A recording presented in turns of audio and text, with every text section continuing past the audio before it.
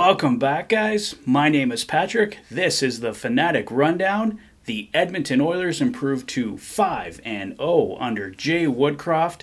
The winning streak lives on. It did get really dicey there in the third. I felt the Oilers were pretty much perfect through 40 minutes. The penalty kill looked amazing.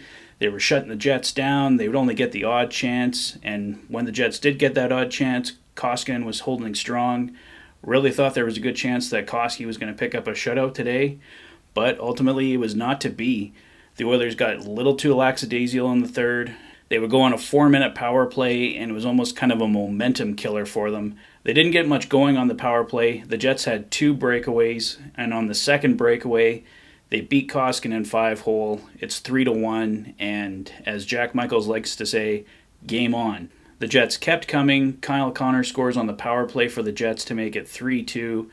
Makes for a nail-biting finish, but Cody Ceci with a couple of huge blocks. The Oilers shut it down. Darnell Nurse with 2 seconds left puts the Oilers up 4-2, and they pick up the 4-2 victory today over the Winnipeg Jets. After last year's playoffs, it's always good to beat Winnipeg.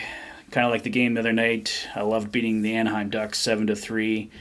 Always go back to that playoff series with Anaheim. And anytime we can go in there and beat them, especially a big 7-3 victory like that, was really satisfying. And the big 4-2 victory over the Winnipeg Jets today, equally satisfying.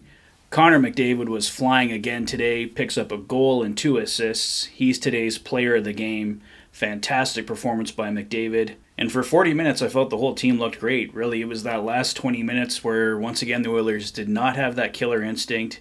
They seem to have it some nights not. Especially with a 4-minute power play in the third. That game should have been 4-0, and the Jets should have had no life at all. Instead, they get 2 breakaways, a goal, and what should have been a slam dunk win for the Oilers got pretty dicey, but they pull it out.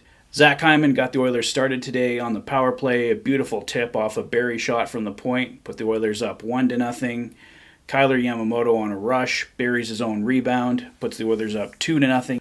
Connor McDavid on a beautiful feed from Leon Draisaitl makes it 3-0, and that took us into the third period. And like I said, that's where the Jets made it close, 3-2, but Darnell Nurse with the empty netter secures Edmonton's 4-2 victory. 5-game winning streak. The Oilers are now within 1 point of the Vegas Golden Knights for second in the Pacific. The Jay Woodcroft effect, the Oilers are looking strong. Like I said, didn't like that third period. Definitely some things for the Oilers to clean up there. But 5 wins, 10 huge points in the standings for the Oilers. This is exactly the rejuvenation they needed. Jay Woodcroft and Dave Manson looking like the 2 Oilers saviors right now. If I'm Ken Holland, I'm already doing up that contract for Woodcroft and Manson. These are the Oilers guys going forward. I know it's only 5 games, but I've seen enough personally. Don't know about you guys. But going forward, Jay Woodcroft is my head coach for the Oilers. I thought Mikko Koskinen looked pretty good coming back off COVID protocol. He's had a few extra days to rest here. The first goal, don't really blame him on. And even Kyle Connor's goal was a great shot. He did get a piece of it. But over this 5-game winning streak, the Oilers have outscored their opposition 22-8. So extremely impressive offensive output. Only giving up 8 goals in 5 games. It's no wonder, really, the Oilers are on a 5-game winning streak. But we know things aren't going to get any easier. The Oilers have Minnesota tomorrow, and then Tampa Bay, Florida, and Carolina. Those 4 games, as I've mentioned in other videos, terrific measuring stick for the Oilers. If the Oilers can win 2 or even 3 of the next 4 games, I'm going to be blown away impressed.